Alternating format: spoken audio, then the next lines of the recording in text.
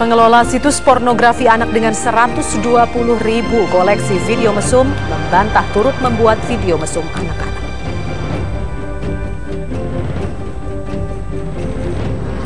Kejahatan online masih mengancam jutaan anak Indonesia, salah satunya pelaku pedofilia online lewat jejaring media sosial.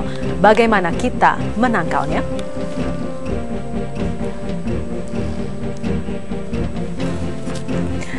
Ya, selamat malam pemirsa. Dua informasi tadi akan menjadi sajian utama Suara Anda edisi Rabu 26 Februari 2014. Saya Zelda Safitri dan Suara Anda tentunya juga kami nantikan melalui nomor telepon 021583022 dan Twitter @suaraandaonline. Dan malam ini kami akan membahas topik bahaya penyebaran pornografi di internet bagi anak-anak. Dan inilah Suara Anda selengkapnya.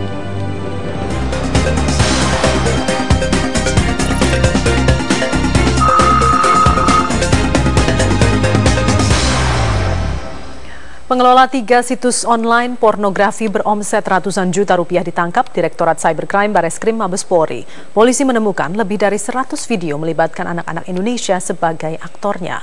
Pelaku membantah turut membuat video mesum anak yang tercantum dalam situsnya. Kalau buat website iya, cuma kalau bikin video pornonya enggak. Apalagi secara live. Saya hanya nempelin website orang dan saya juga nggak tahu website yang punya website itu siapa, saya nggak tahu. Inilah Deden Marta Kusumah, seorang sarjana ekonomi yang mengelola 3 situs porno yang memuat lebih dari 120.000 video mesum. Senin lalu, pria berusia 28 tahun ini ditangkap di sebuah rumah kos di kawasan Cicendo, Bandung, Jawa Barat. Setelah diidentifikasi polisi, ditemukan lebih dari 100 video yang melibatkan anak-anak Indonesia yang masih berada di bawah umur. Ada indikasi video tersebut sengaja dibuat dan juga dibuat dengan paksaan. Deden telah menjalani bisnis online pornografi anak sejak 2012. Untuk dapat menikmati akses situsnya, pelanggan harus memilih paket antara Rp30.000 hingga Rp800.000. Dari hasil mengelola 3 situs online ini, Deden meraup omset 100 juta rupiah per tahun. Penyidik masih terus melakukan penyelidikan mengenai keterlibatan pihak yang menyediakan video-video tersebut dan mencari pemeran asal Indonesia. Pelaku-pelaku yang ada di dalam itu orang Indonesia bukan, kemudian pembuatannya di dalam negeri atau di luar negeri, dan siapa yang membuat atau mensuplai video-video porno ini kepada yang bersangkutan. Upaya pemerintah melakukan perang terhadap pornografi terus dilakukan, apalagi semakin banyak aksi pornografi yang melibatkan anak-anak sebagai korbannya. Dari Jakarta, Fahirmal, Metro TV. Dan pemirsa, untuk mengetahui lebih lanjut mengenai kasus ini sudah hadir bersama kami Brigjen Pol Arief Sulistianto, Direktur Tindak Pidana Ekonomi dan Khusus Bareskrim Polri, dan Bapak Doni BU, seorang pemerhati internet. Selamat malam Pak Arief. Selamat malam kepada Pak Doni. Terima kasih sudah bergabung di sini. Dan pemirsa juga Anda dapat berpartisipasi aktif melalui nomor telepon 021583022. Nah, kita akan ke Pak Arief terlebih dahulu. Pak Arief, apakah memang kasus Deden ini yang pertama kalinya diungkap kepolisian? Untuk kasus Deden ini sebetulnya bukan pertama kalinya kepolisian mengungkap. Memang agak sulit mengungkap perkara-perkara cyber yang kaitannya dengan chat pornografi online. Sebelumnya kami juga sudah melakukan penangkapan terhadap pelakunya langsung, itu atas informasi dari jaringan kerjasama kami dengan kepolisian internasional. Bahkan kami tahunya dari FBI, diinformasikan kepada kami, akhirnya bisa dilacak. Kebetulan media sosial yang digunakan pada waktu adalah Facebook. Nah, kalau yang sekarang ini berbeda, si pelaku ini menyebarkan dengan membuka satu situs secara online, kemudian menawarkan kepada kliennya dengan membayar, dan akhirnya dia memberikan kode-kode tertentu. Sebetulnya pelaku tindak pidana seperti ini nih, apakah memang dikuasai oleh hanya sejumlah kecil kelompok-kelompok tertentu atau memang sporadis? Ini belum bisa diidentifikasi secara keseluruhan ya, karena dari beberapa pengungkapan ini masih pada pengelola situs saja. Oleh karena itu, seperti saya sampaikan pada beberapa waktu yang lalu, memang kami baru berhasil menangkap pengelola situsnya. Target yang ingin kami ungkapkan adalah siapa sih sebetulnya yang memproduksi adegan atau video-video dengan adegan-adegan yang pornografi, porno, dan bahkan ada yang memanfaatkan pemerannya itu adalah anak-anak. Sudah terungkap belum? Belum. Akan mengarah ke situ? Iya, targetnya adalah ke sana, tetapi saya menyadari ini cukup sulit untuk mengetahui identitasnya, mengidentifikasi ini orang Indonesia atau bukan saja. Kenapa sulit, Pak? Karena ini yang kita peroleh adalah video, kemudian videonya kualitasnya adalah 3GP dengan direkam menggunakan handphone, dan kita belum tahu tempus pembuatannya itu waktunya kapan. Oke. Waktunya kapan, sehingga apakah tahun ini, 2 tahun yang lalu, atau 5 tahun yang lalu, sehingga mungkin kondisi orang-orang yang berperan di situ sudah berbeda dengan sekarang. Pak Doni, apakah artinya dengan terungkapnya kasus ini, situs-situs pornografi yang sebelumnya memang sudah diblokir oleh Kemenkominfo ini, artinya pemblokiran ini memang tidak efektif, tidak berjalan? Jadi gini, sebenarnya ini bukan, tidak ada kaitannya langsung dengan pemblokiran atau dengan peranan pemerintah dalam proses pemblokiran. Kami kebetulan di ISTO ini sedang membantu menangani satu kasus yang real. Makanya tadi saya senang sekali bisa ikut acara, nanti Bapak ingin ngobrol sebenarnya dengan Bapak Kepolisian. Jadi ada satu kasus begini, ada seseorang yang mengaku dokter di Facebook, dan kemudian dia berkomunikasi dengan seorang anak SD, ya, bicara tentang kesehatan alat reproduksi, apa itu menstruasi dan segala macam. Dan kemudian mereka saling berdialog, dan kemudian oke, kalau gitu kamu pengen tahu apa namanya menstruasi yang sehat, coba lihat ukuran payudaranya seperti apa dan segala macam.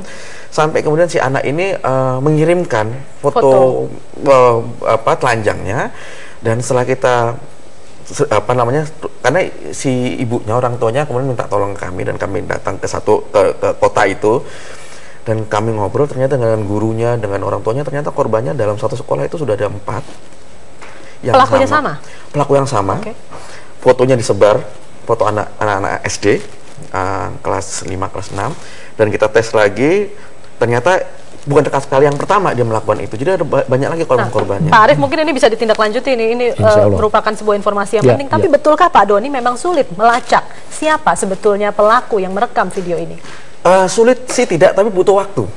Karena memang kemudian kita coba membantu teman-teman di waktu itu dengan Polda di Jawa Timur, tapi memang butuh waktu juga, karena pada saat dia mengakses internet atau kemudian itu bisa kelihatan nomor IP address-nya kalau di internet, ya. Walaupun IP address bisa diacak juga. Walaupun IP address bisa dilacak, makanya kita bilang karena butuh proses. Tapi palingnya sudah ada satu, oke, ini IP address-nya di sini, oke, nomor teleponnya misalnya yang dipakai ini dan segala macam. Tapi IP address-nya sebenarnya sudah bisa kita dapatkan, dan sudah kita bisa bantu, misalnya ke teman-teman dari Asosiasi Penyelenggara Jasa Internet Indonesia misalnya, itu juga sudah sangat membantu. Bahkan uploadnya misalnya ke salah satu forum online terbesar di Indonesia, mereka upload ke situ foto-fotonya, itu langsung ketahuan, oh ternyata dari IP ini. Tapi memang untuk mengejarnya butuh proses, mungkin butuh waktu, atau juga mungkin butuh prioritas dari teman-teman dari kepolisian. Nah, prioritasnya bagaimana Pak Arief dari teman-teman di kepolisian? Ya, jelas ini merupakan satu prioritas bagi kami, karena ini menyangkut masa depan anak-anak kita, menyangkut moralitas anak-anak kita, sehingga saya menjadi tugas para penyidik nanti untuk bisa mengungkapkan sebetulnya siapa sih sebetulnya memproduksi ini. Dan kali lagi ini tidak mudah gitu ya, karena harus melalui satu proses. Tapi bukan berarti tidak mungkin. Bukan berarti tidak mungkin. Oke, kita dengarkan dulu suara dari pemirsa. Ada Pak Edi di Jepara. Selamat malam Pak Edi. Oh iya, selamat malam. Silakan Pak Edi. Ya, selamat malam semua. Memang di Indonesia sendiri saat ini, saya sendiri dari Jepara, nama saya Edi Utomo, ketua dari organisasi penanggulangan AIDS MIPH, IPA, Masyarakat Indonesia Peduli AIDS. Jadi sangat miris sekali tentang pornografi di Jepara, mungkin apalagi di kota besar. Jadi kasus yang kita temukan di Jepara saja itu banyak sekali terjadi penyimpangan perilaku seksual mulai dari anak dan MS. Apa penyebabnya Pak menurut Anda?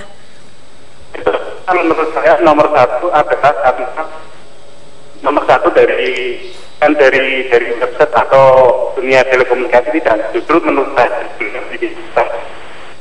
kenapa dunia pendidikan?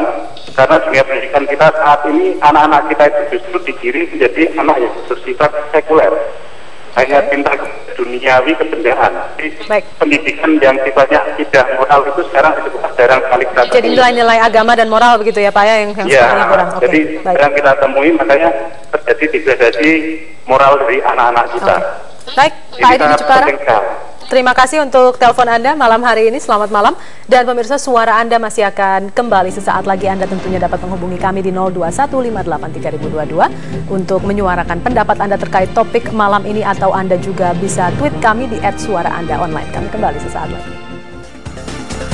Kembali di Suara Anda, dan saat ini sudah terhubung bersama kami seorang penelpon lagi dari Ciledug, Ibu Isya. Selamat malam, Ibu. Selamat malam Mbak Sufitri, Salda Safitri, dan selamat malam Bapak narasumber Pak Arif sama Pak Doni. Ya, apa komentar Ibu melihat pornografi anak dan juga maraknya situs-situs pornografi ini beredar? Ya, kebetulan saya seorang psikolog, jadi saya menangani banyak kasus-kasus pemerkosaan ya. Jadi saya sangat bersyukur bahwa pengedar daripada situs porno ini sudah ditangkap ya. Jadi banyak orang tua yang stresnya membawa anaknya. Ada yang 5 tahun sudah diperkosa oleh tetangga depan rumah. Kemudian anak remaja ya, hanya melalui teman Facebook, dia diiming-iming mendapatkan BB, percaya ya, akhirnya diperkosa di suatu panti pijit dan banyak lagi Mbak. Jadi saya sangat bersyukur ya, ini supaya dituntaskan ya. Saya prihatin karena banyak orang tua yang stres ya, anaknya sudah mengalami pemerkosaan begitu karena gara-gara situs porno ini, Bu. Ya. Baik, Ibu Isya, terima kasih untuk telepon Anda pada malam hari ini. Mungkin kita bisa bahas dari telepon yang sebelumnya dulu, dari Pak Edi. Pak Edi mengatakan bahwa ini juga salah satunya adalah akibat begitu mudah beredarnya gadget-gadget begitu ya, juga termasuk kepada anak-anak. Bisakah memang gadgetnya yang disalahkan? Gadget dengan anak urusannya berbeda. Tapi orang tua kadang-kadang ingin memberikan fasilitas komunikasi kepada anak-anaknya supaya mudah untuk kontrol dan kemana mereka pergi. Tetapi saya menyarankan silahkan memberikan gadget, tetapi diawasi kalau tidak bisa memberikan yang terbatas featuresnya. Kalau memang hanya untuk komunikasi SMS, diberikan saja. Lalu nanti dia pinjam telepon temannya. Nah, itu yang jadi masalah. Oleh karena itu memang harus diberikan pengarahan yang betul-betul intensif kepada anak-anak. Ini yang kedua, orang tua juga mengawasi. Di sisi lain juga bagaimana pengendalian masalah internet ini bisa diefektifkan supaya siapapun yang menggunakan internet itu harus jelas. Sekarang ini wewenangnya Kemenkominfo berarti? Ya, Kemenkominfo, kemudian ada internet service provider, termasuk yang berjualan di mall-mall itu kan banyak. Kita beli untuk akses internet, beli SIM card, kemudian tidak dilakukan filter siapa umurnya berapa. Itu asal isi juga bisa loh, Pak? Asal isi juga bisa. Jadi namanya siapa ABCD, alamatnya 1, 2, 3, 4 sudah bisa. Ini akan risikonya ketika terjadi masalah-masalah kejahatan di internet, maka akan sulit untuk melacak karena validitas identitas dari orang ini tidak dipertanyakan. bisa. Apakah mungkin Pak Doni melakukan hal ini, bahwa memang setiap orang yang akan terkoneksi ke internet haruslah terverifikasi lah begitu? Ya, kita kan bicara berarti namanya model kontrol ya, pengawasan. Memang di satu titik kontrol atau pengawasan yang semakin ketat itu akan semakin mudah bagi orang untuk bisa diketahui. Tapi itu memang di satu sisi lagi akan bicara tentang sejauh mana privasinya itu kemudian itu akan tersentuh begitu. Karena kan? itu artinya negara masuk ke ranah privat. Betul. Nah, memang sebenarnya memang kita perlu ada balance ya. Satu, memang perlu ada mekanisme seperti itu supaya tidak untuk menangkap orang jahat itu tidak sulit, tapi tidak pula kemudian masuk ke privasi orang-orang yang sebenarnya baik-baik aja. Nah, salah satu mekanismenya sebenarnya juga lewat Kementerian Pendidikan Nasional dong. Kan ada Pak Anu ini kan sebenarnya Kominfo, Pak Menteri yang sekarang kan sebenarnya ada di Kominfo, beliau tahu harusnya masuklah situ edukasi tentang bagaimana internet itu seharusnya dipakai oleh anak-anak dan segala macam. Masukkan itu sebagai bagian dari, nggak harus jadi pelajaran khusus, tapi dimasukkan pesan-pesannya tadi ke situ. Karena kalau yang kami tangani selama kami kan ICTO itu sudah dari 10 tahun. Kasusnya kurang lebih adalah masalah privasi, di mana anak itu tidak tahu batas-batas di mana dia boleh berbicara dengan orang lain. Bagian-bagian apa yang boleh dia foto. Kadang-kadang sekarang kita malah ada lomba selfie. foto selfie, foto itu ya. Oke, 1, 2, 3 kali, tapi lama-lama dia mungkin buka baju dan segala macam karena dia pikir oh kan cuma di gadget nggak ada yang lihat segala macam, tapi tiba-tiba dihack orang misalnya, dicuri datanya. Jadi edukasi tentang bagaimana menggunakan internet sejak dini itu ya itu peran orang tua, dan itu vaksinasi, semacam vaksinasi. Jadi kalau memang ada intervensi dari orang jahat mau melakukan segala macam, mungkin ada niat orang jahatnya tapi peluangnya kecil. Kita lihat dulu informasi berikut ini. Bapak-bapak, pemilik 3 situs pornografi online anak mengaku sedih saat mengetahui ada anak-anak yang masih usia sekolah menjadi aktor dalam video di situsnya. Dan berikut wawancara eksklusif kami dengan tersangka. Kita tadi lihat kalau misalnya banyak video yang pelakunya adalah anak-anak seperti itu. Nah, ini Mas sendiri melihatnya seperti apa, tidak terenyuh seperti itu, Mas? Ya sih miris. Ya miris. Mas sudah berkeluarga? Udah. Sudah ada anak belum, Mas? Belum. Nah, seandainya Mas, kalau misalnya pelaku dari video itu adalah orang yang Mas kenal, itu bagaimana perasaan Mas? Ya miris lah, kaget. Tapi itu bukan saudara saya, bukan, nggak kenal. Ya, itu tadi sudah kita saksikan bagaimana pelaku mengaku ya memang miris gitu ya melihat hal-hal seperti ini. Pak Arief, sejauh mana penyelidikan ini akan berlangsung dan apakah ada kemungkinan untuk mengenakan pasal-pasal yang lebih spesifik, pasal perlindungan anak misalnya terhadap tersangka? Iya, sebelum saya jawab itu saya tanggapi apa yang disampaikan Pak Doni yang masalah privasi ya. Harus dibedakan privasi dengan registrasi, siapa yang akan mengakses. Sebetulnya saya kalau mau akses internet, dulu pada waktu awal-awal kita mendaftar telepon, kan ditanya nama orang tua kita, nama ibu kita, dan lain sebagainya, sehingga tanggal lahir dan lain sebagainya. Ini untuk memudahkan kalau terjadi apa-apa terhadap saluran yang kita gunakan itu. Selama pemerintah atau regulasi ataupun siapapun yang mengatur masalah ini tidak masuk kepada ranah pribadi dia, tetapi data pribadi yang valid ini sangat diperlukan untuk mengendalikan itu, kontrol. Baik. Kemudian yang ditanyakan tadi kepada boleh dijawab di segmen berikutnya, Pak. Ya. Kita harus jeda dulu sejenak. Mohon maaf, dan pemirsa tetaplah bersama kami. Anda bisa hubungi kami di 021583022. Ya, kembali di suara Anda. Mungkin saya mulai dari Pak Arief dulu. Tadi kita sedang bicara soal pasal begitu ya. Ini tapi saatnya sudah untuk closing statement, apa yang ingin Anda sampaikan? Jadi masalah internet ini demikian juga masalah seluler. Ini merupakan masalah yang penting dalam kehidupan dunia maya yang bisa diakses oleh siapapun, sehingga di sini perlu adanya satu kontrol, baik mulai dari orang tua, kemudian dari stakeholder yang lain, termasuk pemerintah, termasuk internet service provider, untuk betul-betul mengelola ini dengan memberikan pengawasan yang efektif. Di negara lain seperti apa sih, Pak? Ketatnya kontrol ini? Contohnya di Singapura saja, kalau kita akan membeli nomor telepon harus fotokopi paspor, identitasnya selengkap-lengkapnya. Kalau kita di sini seperti saya katakan tadi, ya siapa saja bisa dengan identitas yang nggak jelas. Ini sangat bahaya ketika terjadi fraud, sulit untuk dilacak gitu. Oke, Pak Doni silahkan. Ya, saya sepakat. Jadi memang perlu ada aturan. Jadi perlu ada aturan di mana sebenarnya kita mau semuanya seluruh dunia sepakat, bahkan saya 110% sepakat bahwa pada saat bicara keselamatan anak, ini privasi harus pada di posisi yang harus bisa dikalahkan. Karena pada bicara keselamatan anak dan segala macam, kita harus tahu siapa yang melakukan kejahatan terhadap anak di online. Kita nggak bisa lagi bicara bahwa ini kan privasi dan segala macam, itu malah saya bilang harus diabaikan. Jadi yang paling penting sebenarnya sekarang adalah gimana kita bisa duduk bareng. Makanya ini keselamatan anak kita di internet secara online, ini sebenarnya juga bukan saja perannya Pak Polisi, bukan saja perannya civil society atau government, semua orang tua itu sebenarnya ada di ujung. Dan yang tidak kalah penting juga meningkatkan awareness orang tua bahwa kan orang ini sudah gawat, ini sudah sampai tahap seperti ini, kasus-kasusnya seperti ini, orang tua juga harus paham. Maksudnya orang tua barangkali cuma itu kan nontonnya cuma di TV doang segala macam. Ya tunggu aja sebentar lagi anaknya kena. Amit-amit ya, tapi tunggu aja atau saudaranya kena.